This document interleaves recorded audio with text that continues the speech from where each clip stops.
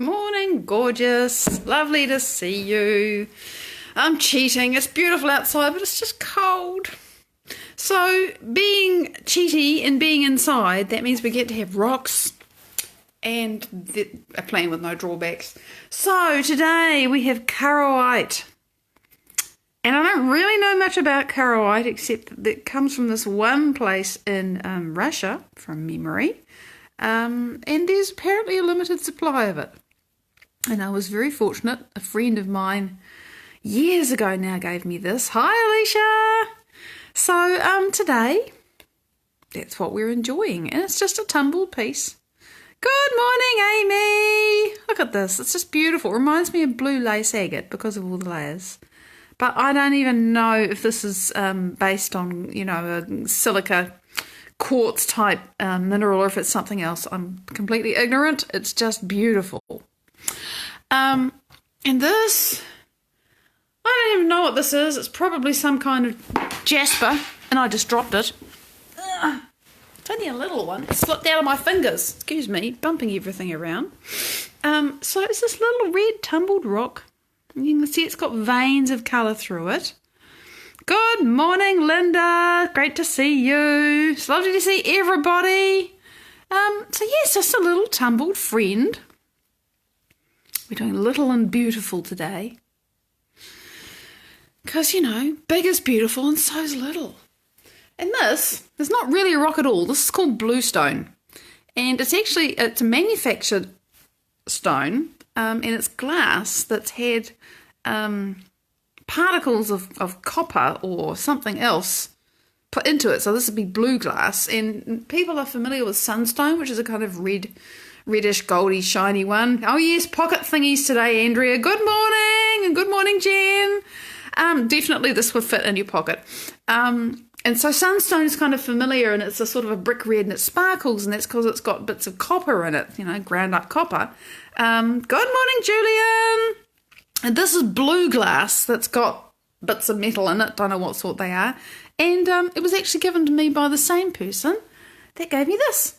So, it's a lovely memory of my friend Svetlana. So there you go. Those are our beautiful things to appreciate today. And today, it's interesting because I was, we've been talking about love. We've been talking about opening our hearts. We've been talking about what love isn't, and why we need to detach, let go, release the need for other people to love us, and turn our own love inwards, which is, Joe Dispenza's beautiful way of putting it.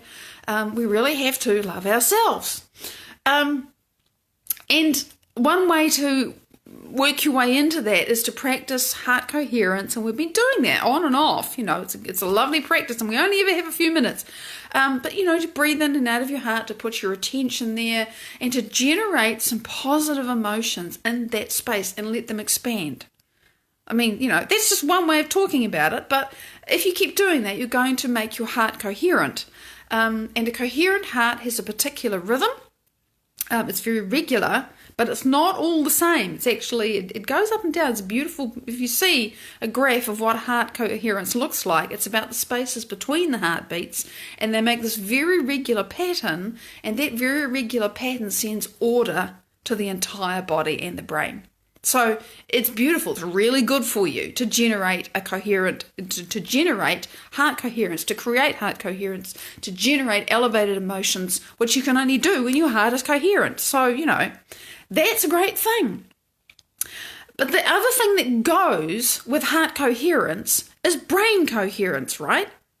And one of you asked me a question a couple of days ago about, I sort of feel a lot of fear. I'm anxious, I worry. And, most of us can relate to that. And for some people, it's absolutely overwhelming. It's in their faces, it's in their bodies, because, of course, fear is a visceral thing.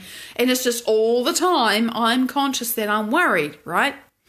And the thing about fear and worry and anxiety is the antidote for that is a coherent brain. So we get into brain coherence today. But I want to talk a little bit about fear and anxiety and worry first, right? Because the thing about fear is that, with the rare exception, Dana, Raluca, great to see you. With rare exceptions, when we're afraid, It's because we're anticipating something that hasn't happened yet. You know, unless there's actually somebody pointing a pistol at your head or threatening to hurt you or, you know, right in your face, and there is a real, quote unquote, real reason to feel fear. Most of the time, almost all of the time, we are feeling fearful about things that haven't happened yet. So there's a thing going on that we're not actually paying attention to now. Rather, we're anticipating a future. And we're predicting what that future is going to be based upon what we know about the past and what we think about those people and that situation and what we can do and what we can't do. And all of that, you know, it's very logical, it's very sensible, it's very reasonable. But what that does, be it logical, sensible and reasonable and everything else, is that you are not now. You are there. You are anticipating something. You are not in the present, you're in the future, right? And so you're constantly working out how the future's going to be. But as you do that, you are not right here, right now, actually having the experience that you're doing of what you're doing now. You know, you're worrying about something that hasn't happened yet. Or you're worrying about something that has happened and what it means for you tomorrow. But you're not actually dealing with what's right here and right now, which, again, 99% of the time is not that thing that you are obsessing about that happened or that thing that you're obsessing about that might happen. And this is the thing. We're so busy being in the past and being in the future that we completely miss right now, which is a damn shame because right now is where you actually get to create stuff. You can't do it in the future and you can't do it in the past. Right now is where we have the power. And the other thing about being in the past, you know, fear, you get fear when you are anticipating a future based upon the past. Good morning, Elizabeth. And anxiety, worry, how's it going to be? And when you are thinking on the past, that's often when you feel sad or regretful or angry or resentful, you know, all of those other things that happen. And you're also not in the present moment. You're back in the past, rehearsing what happened. Thunder and lightning camels heading here. Wow. Big love. The camel wranglers are on deck. Love, it's great to see you. So, you know, we miss right now where we're actually able to have an effect because we're back in what happened yesterday or 25 years ago, or we're worrying about what's going to happen tomorrow, even 5 minutes from now, you know, or next year. And what that does is the brain is very busy thinking, well, that might happen and I've got a plan for this and I've got to think about that and I remember how that worked out last time, so I can't do that again. And it's, excuse me, scattered all over the place, constantly hopping from problem to situation to person to place to memory to future. You know, it's going like crazy. And if you look at that on a brain scan, now I have not looked at this on a brain scan, but I have seen pictures and I know this is what happens because my inspiration, Dr. Joe Dispenza, has explained this to me because I listen, I learn, I get taught. That it's like a lightning storm in the brain. It's just shh, it's all over the place. It's crazy. It's static. It's confused. The different parts of the brain are not communicating well. And because they're not communicating well, you can't think clearly. And everything seems insoluble. And all you can do is feel more and more afraid, more and more sad, more and more depressed, more and more anxious, whatever it is. Hi, Nora! And it's really vicious because the state kind of grows on itself. It makes itself more, you know. Let me talk about brainwaves.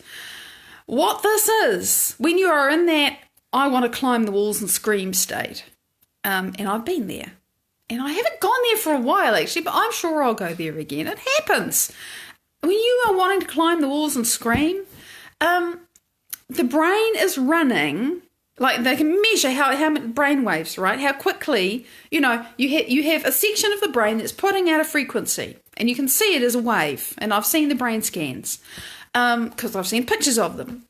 And they can go very fast or they can go very slow. The faster your brain is going, the more aroused it is. The more it's processing information from the outside world and trying to make sense of it with your inside experience. That's what the brain's job is when you're conscious. And so when you are hyper aroused, when you're very afraid or you're very depressed, it's the same situation in the brain, by the way. The brain is in what's called high beta brain waves, and it's doing anything from 25 to 50 cycles a second. Roberta, g'day gorgeous. And it's la-la. It's no fun. It's horrible, because in that state, that is the evolutionary equivalent of needing to run away from a saber-toothed tiger. You either run away, or you fight, or you freeze, or you die. That's why it feels so bad. But the thing is that a lot of people stay in that state, and they think it's normal to just be all the time, and they don't realise that they have the ability to slow their brain waves down. So you can come out of high beta, and you can get into moderate beta, which is between, I think it's 15 to 25 cycles a second. And that's the kind of state you're in where, someone's giving you a lecture and there's going to be a pop quiz at the end and you don't get to leave until you pass, right? You're going to pay attention, you're going to perk up, but nobody's threatening your life, right? That's moderate beta. Low beta is 12 to 15, I think, cycles per second. It's what we're doing now. Well, I might be a moderate beta because I'm excited, but, it's just relaxed listening, paying attention, reading a book, watching television, by the way, probably not. Nesreen, good morning. Watching television, you know what happens? You go into a trance most of the time. You're in alpha, which is the next one, which is 8 to 11, or 9 to 11 cycles per second. Alpha is what happens when you relax, when your internal world it gets to be more real than your external world, when you're imagining things, when you're putting stuff together but not working things out. You're just relaxed, you're imagining, you're a little bit daydreaming, right? So this is great, Roberta, because we're going to practice this. I'm watching the clock really hard here because I don't want to get, there's so much to talk about with this that, we squash it in. So you can slow your brain waves down to alpha and you get relaxed, and it's a light trance. And your internal world becomes more real than your external world. You stop paying attention to all those imaginary roaring saber-toothed tigers out there. They stop being so real to you. You're not looking anymore. You're not listening. You're not paying attention. You're tuned into you. When you slow down your brainwaves even more, between, 4 and 8 cycles a second, that's theta. Theta is where you are when you're half asleep and half awake. So you go there twice a day. Or if you take naps, like I do sometimes, whenever you're going to sleep, you have to pass from beta to alpha to theta. And when you are asleep, that's delta, 1 to 4 cycles a second. So we got to learn how to slow our brains down. And, when you wake up, also you go from delta to theta to alpha to beta, right? So this is how it works. So anxiety and depression, both the same situation in the brain. High beta. Really uncomfortable. Yeah, and daily napper. I only have to nap in the middle of the day when my sleep's been more shortened than usual, and I just think, I'm not going to push through this. It's a real blessing to be able to do that, and I'm so grateful. So that is really the reason why when there's fear, when there's anxiety, we have to get our attention off that stuff, stop paying attention to it. And it's challenging because why is it so hard to stop that high beta loop, right? Because there's a superhighway, there's many neural connections inside your brain that you have formed by repeatedly firing and worrying those anxious and fearful and depressed and sad and angry and resentful and desperate and whatever else it is thoughts. And every time you've done that, you have conditioned your body with the resulting hormonal chemistry that flows into your body because you fired and wired that anxious, fearful, scary, whatever it was, thought again. That's why it's so hard to stop, because the body is really used to it. And it actually, at a chemical level, it's addicted to it. So you're actually having to break an addiction to your own lousy thinking and feeling, right? Because the thinking gives rise to the feeling, the chemistry, that, this is how I feel now, I'm scared, I had a fearful thought.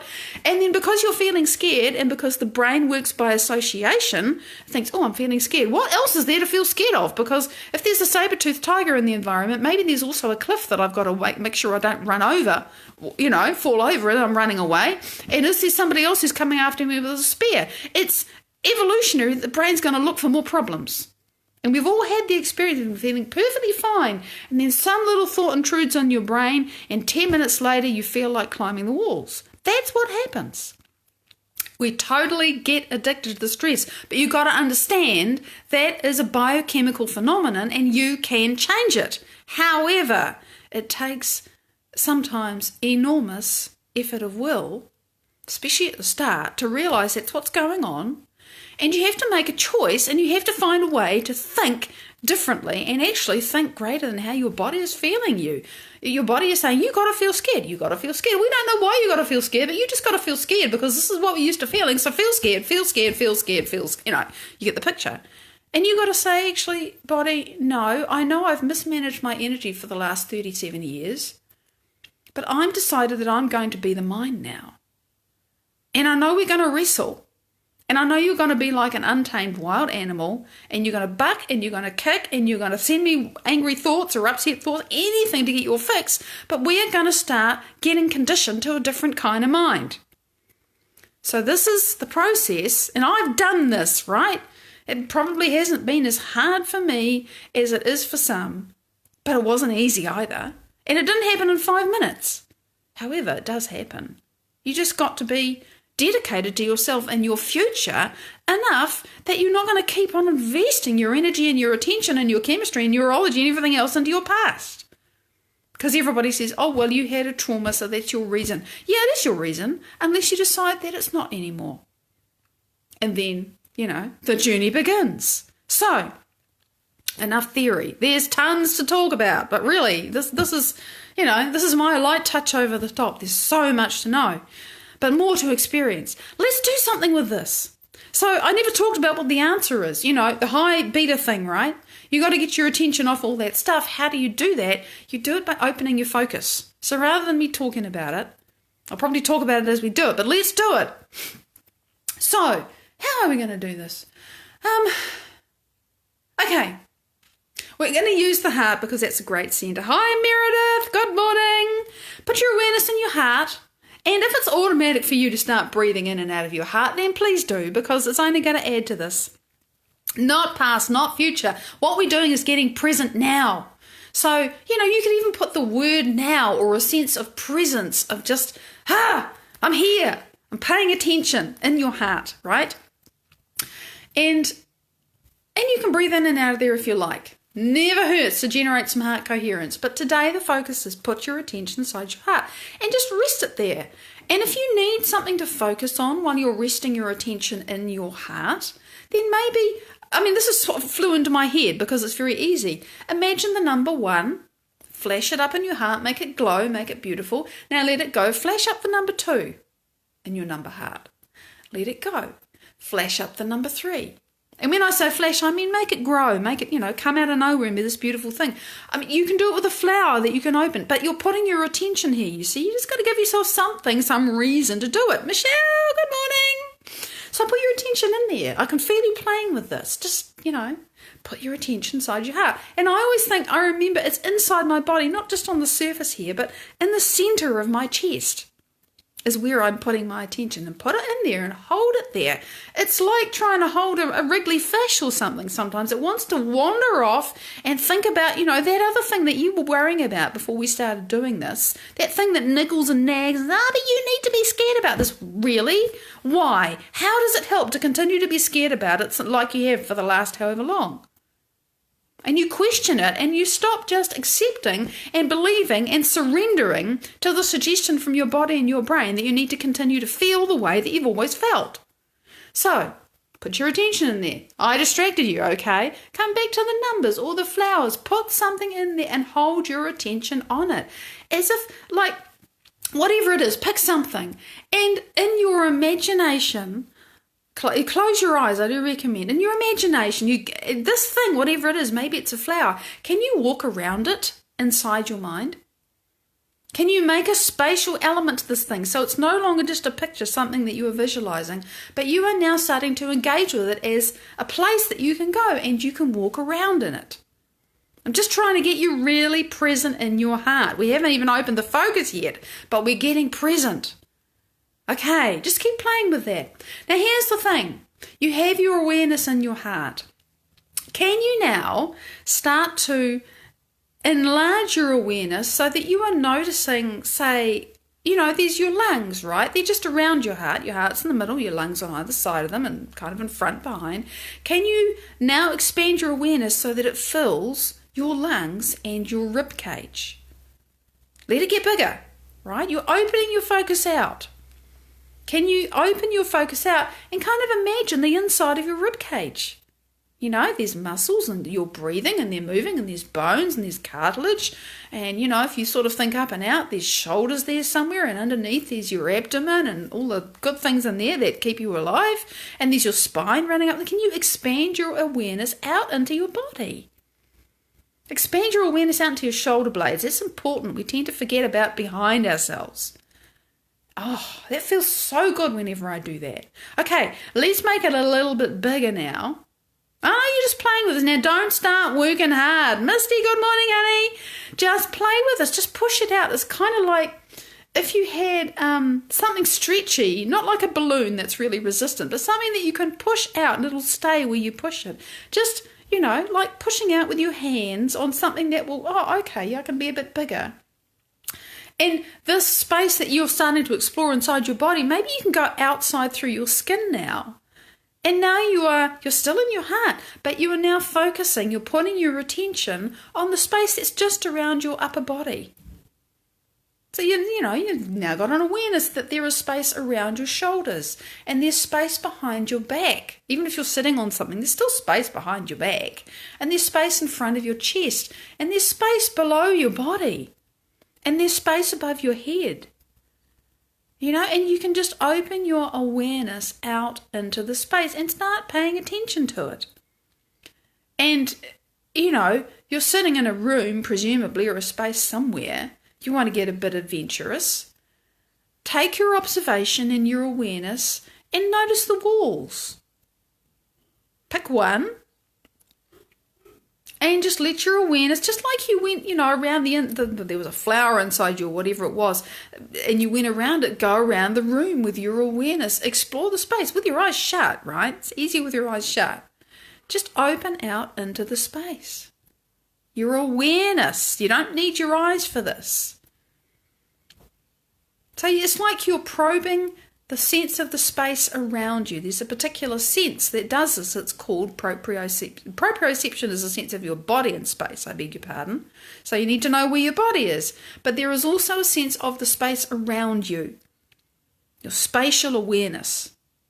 And you're using a different part of your brain when you do that. And I can feel the combined field that we hold together changing as we do this. And it's beautiful. And you're just playing with an open focus. Now, if you just bring your awareness, just let it go. Open your eyes if you had them closed because we're out of time. See, time vanishes. I love the open focus. It gets really big when you practice it. It's fabulous. I gotta go. It's Thursday. Big love. Practice. Practice. I'll be back tomorrow. Till then, bye-bye.